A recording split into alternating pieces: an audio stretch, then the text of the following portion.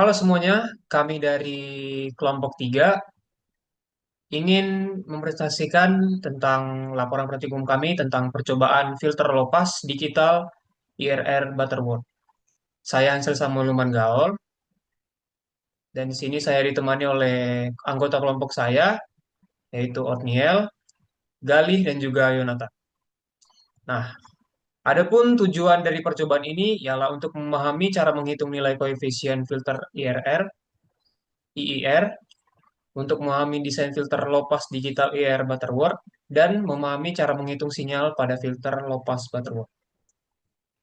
Yang pertama, dasar teorinya, filter ini didefinisikan sebagai suatu sistem yang respon frekuensinya hanya mengambil nilai yang signifikan dalam range frekuensi tertentu.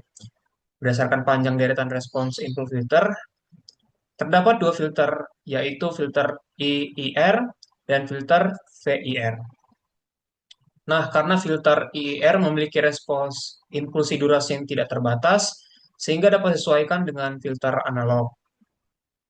Lalu, keuntungan dari teknik ini pada kenyataan pada kuda tabel desain filter analog AFD dan pemetaan secara luas dalam literatur, teknik dasar ini disebut transformasi filter analog to digital.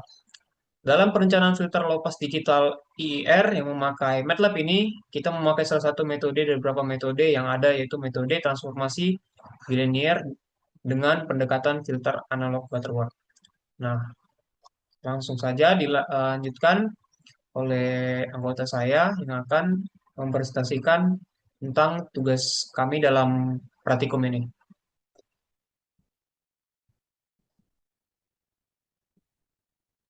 Jadi saya akan menjelaskan mengenai presentasi dari tugas ini, yaitu merancang filter lopas Butterworth untuk memfilter sinyal pada frekuensi 200 Hz. Nah, jadi pertama itu eh, kita akan mencari dulu spesifikasi dari filternya. Nah, kemudian kita akan melakukan langkah desain, yaitu yang pertama kita menentukan frekuensi digital dan melakukan perhitungan terhadap frekuensi digitalnya. Setelah itu, langkah kedua, kita akan melakukan transformasi menuju frekuensi analog menggunakan rumus pre-warping. Nah, setelah mendapatkan hasilnya, kita lakukan langkah selanjutnya yaitu menggunakan rumus ORDE.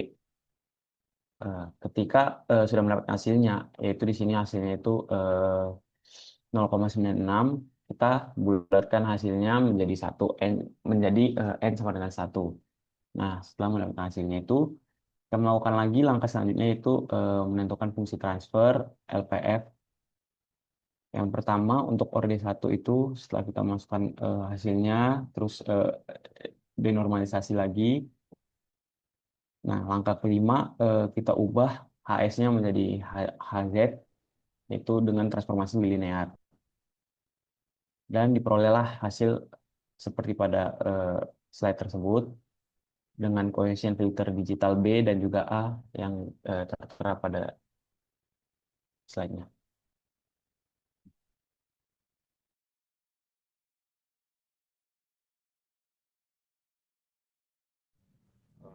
Baik, akan saya jelaskan tentang skripnya dulu ya.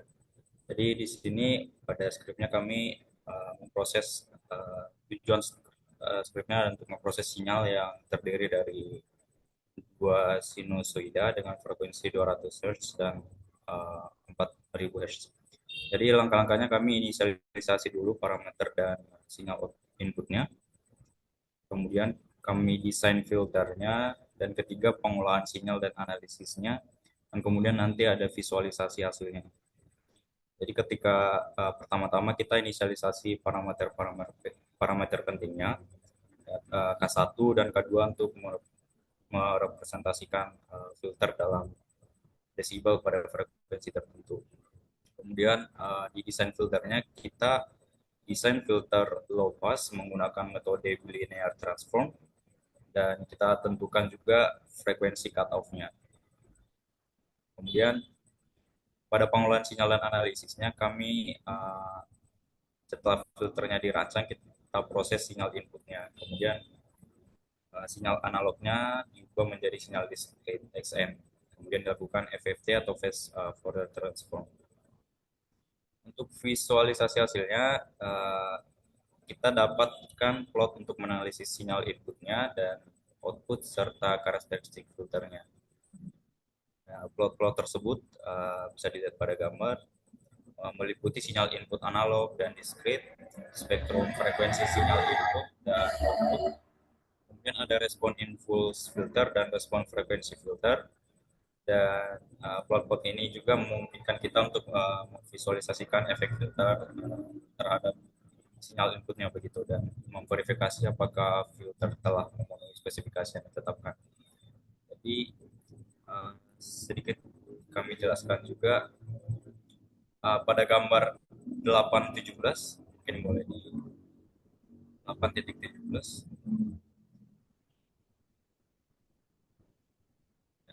Jadi seperti terlihat pada gambar 8.17 dan 8.18, sinyal input mengandung dua komponen frekuensi yakni 200 Hz dan 4000 Hz di sana.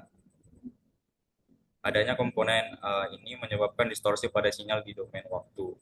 Dengan menerapkan filter Butterworth OD1 yang dirancang menggunakan transformasi bilinear, komponen ini berhasil diredam secara signifikan. Hasilnya, sinyal output di domain waktu menunjukkan bentuk gelombang sinus murni pada frekuensi 200 Hz dan spektrum frekuensi hanya menampilkan puncak pada 200 Hz. Untuk membuktikan efektivitas filter dalam menyeleksi frekuensi. Dari gambar itu juga bisa kita lihat ada dua puncak yang signifikan mengindikasikan bahwa adanya interferensi. Namun setelah difilter, grafik spektrum output hanya menunjukkan satu puncak yang tajam. Dan ini membuktikan keberhasilan filter dalam mereduksi komponen frekuensi yang tinggi.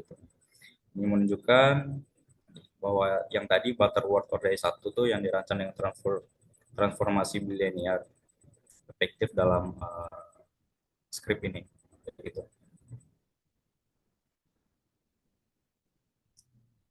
Mungkin untuk selanjutnya akan dijelaskan teman saya.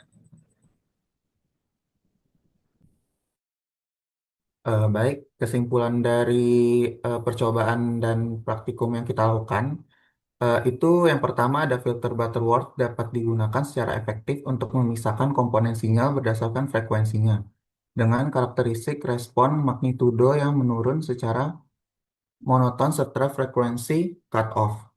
Yang kedua, dalam perencanaan ini, filter low pass Butterworth berhasil meloloskan sinyal 200 Hz dan meredam sinyal 4000 Hz.